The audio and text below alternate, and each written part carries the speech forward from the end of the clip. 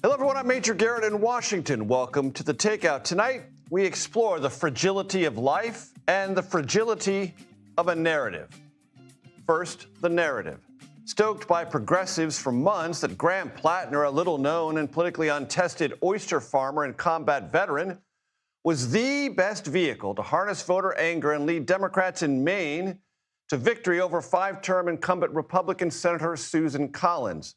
Bernie Sanders, Elizabeth Warren, Ro Khanna, Ruben Gallego, progressive heavy hitters all championed Platner's cause. That narrative survived opposition from Senate Democratic leader Charles Schumer, who recruited two-term Maine Governor Janet Mills to challenge Platner, certain that Platner's past would eventually be his undoing.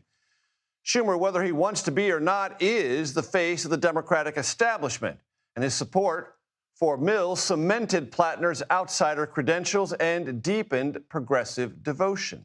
And that allowed Platner to survive stories about a Nazi tattoo on his chest, incendiary comments of all kinds on Reddit, the resignation of top campaign staffers, sexting with women who were not his wife, and allegations he was physically and emotionally threatening to other women.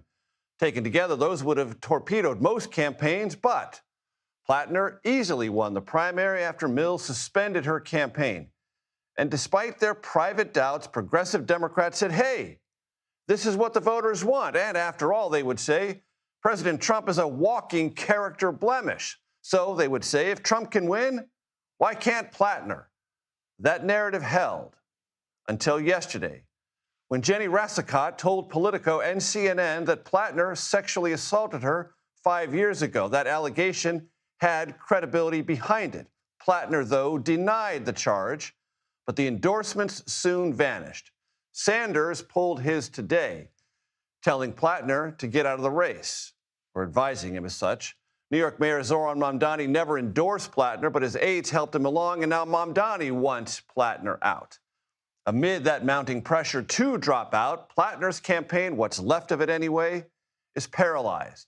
He has until July 13th to decide, and if he withdraws, Maine Democrats have until July 27th, not much time, to name a replacement. There is uncertainty also about another U.S. Senate seat. Kentucky Republican Senator Mitch McConnell is hospitalized here in Washington. No details have been released about his illness or its severity. We do know this. Emergency personnel were sent to his home, and that an unidentified occupant of that home was said to be suffering cardiac arrest and required CPR. McConnell, 84, last cast a Senate vote June 11th. There are no details on when he might return to work. McConnell, you should know, makes his way around the Capitol in a wheelchair, and until today, it was not clear even if McConnell was communicating on his own. Amid a torrent of online rumor and speculation, Majority Leader John Thune and Majority Whip John Barrasso said they have spoken to McConnell. A former aide, Scott Jennings, said the same. All use pretty much the same language, describing these conversations as lengthy and wide-ranging.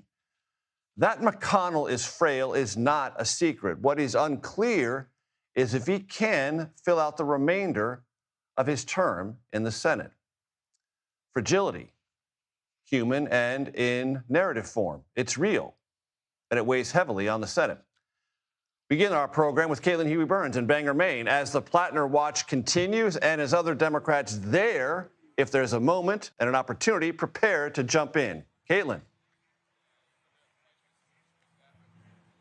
Hey, Major. Well, we just landed here in Maine, and I can tell you that we don't yet know what Graham Platner is going to do. Yesterday, as those calls were growing for him to drop out of the race, he said that while he denies the allegations vigorously, he did say he's going to take some time and reflect on next steps.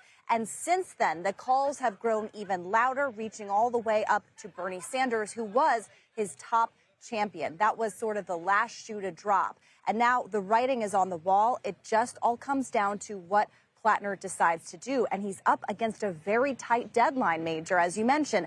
By next Monday, he has to drop out of the race in order to let the Democratic Party here in Maine pick a replacement. If he doesn't drop out by then, that's it. It is done. He would be the nominee on the ballot in November to take on Susan Collins. So he has about a week to make this decision. And I can tell you, Major, that Democrats are very eager for him not only to make that decision, but to make it fast so that they can start this process. And Maine Democrats are still trying to figure out what to do. Some of them have already expressed interest in vying for this seat. One of them includes Troy Jackson, who ran unsuccessfully for governor in the primary just a few weeks ago. He has already launched an exploratory committee with the FEC to pursue this, perhaps. But it puts the Democratic Party in a difficult position in all sorts of ways.